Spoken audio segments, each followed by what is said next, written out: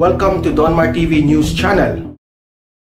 Panoorin natin itong balita ni Mayor Isko, no? Binalita ito ng UNTV na sabi niya na naniniwala raw si Mayor Isko na mananalo this coming election.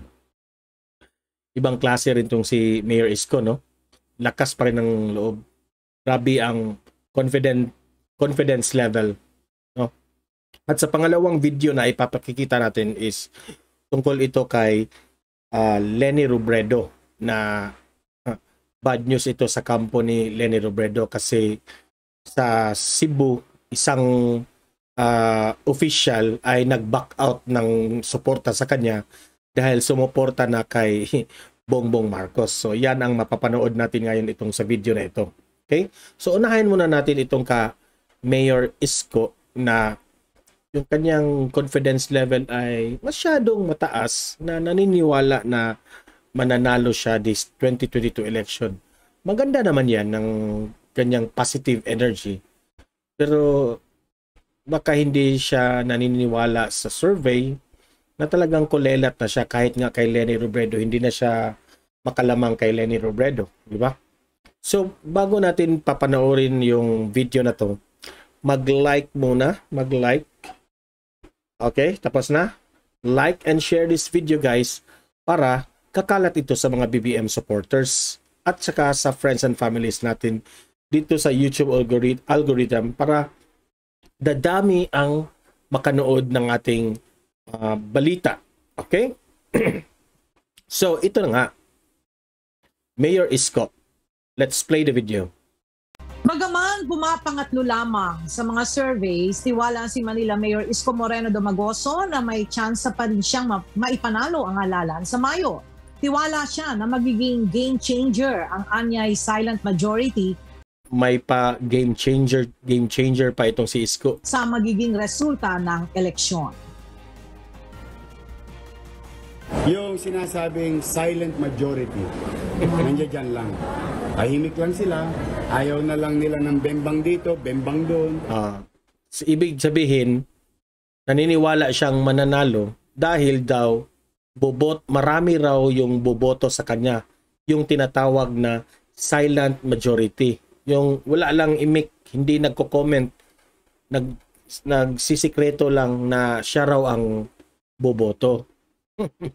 Akala mo naman, Mayor Isko, ikaw ang iboboto sa silent majority ha? Sa aking opinion ko to, reaction ko to, hindi boboto ang silent majority sa inyo. Siguro, pupunta yan kay BBM o kaya kay Leni Robredo. Diba? Pero siguro ako, mas lamang yan ang silent majority na yan, lamang yan si BBM. Cancel dito, cancel doon, o mapagsalitaan sila ng masakit, o ma-unfriend sila. So marami talagang tao siguro, kim-kim lang nila yung boto nila. Tahimik lang. So ako naman natutuwa kasi pagka nakakapagbigay ng lakas ng loob sa amin yun ni Doc Willie. Gayunman, aminado ang standard bearer ng Aksyon Demokratiko na kailangan niyang magdoble kayod para mas maabot ang mas maraming Pilipino, lalo't ilang araw na lang bago ang halalan. Kahapon yan ang tanong ngayon. Excuse me. Yan ang tanong ngayon, Mayor Isko. Bakit dudoble ka ng kayod na alam mo naman, sabi mo, mananalo ka kasi yung silent majority boboto sa inyo. Diba? Ba't ka magdodoble kayod? Magdodoble kayod ka kasi kulelat ka. Yan ang totoo. Sa Aklan at Capizang team ni Mayor Isko, nag-courtesy call sila sa ilang mga lokal na opisyal doon at nagsagawa ng town hall meeting sa bayan ng Washington at campaign rally sa Rojas, Capiz. Alam mo, yung reaction ko dito is talagang first, naaawa ako kay Doc Willie Ong. Kasi sayang si Doc Willie Ong na tumakbo ng Vice President under the shed of Mayor Isko. Lalong may konting mapupull down si Doc Willie Ong dahil kay Mayor Isko. Kasi sa aking opinion lang na sa mga based on sa mga balita-balita, marami kasing nayayabangan kay Mayor Isko, no? Sa kanyang personality, siguro if makilala natin itong si Mayor Isko, hindi mayabang, pero sa kanya lang yung personality na parang mayabang, pero dahil sa kanyang asta, yung style na parang mayabang, medyo marami ang hindi boboto kay Mayor Isko. At the same time, si Doc Willie Ong naman ay medyo mapupull down rin, no? Kaya ito nga yung reaction ko na sana itong si Doc Willie Ong nagsenado na lang, tumakbo na lang as senator. Kasi knowledgeable ito when it comes to our issue about this pandemic, no?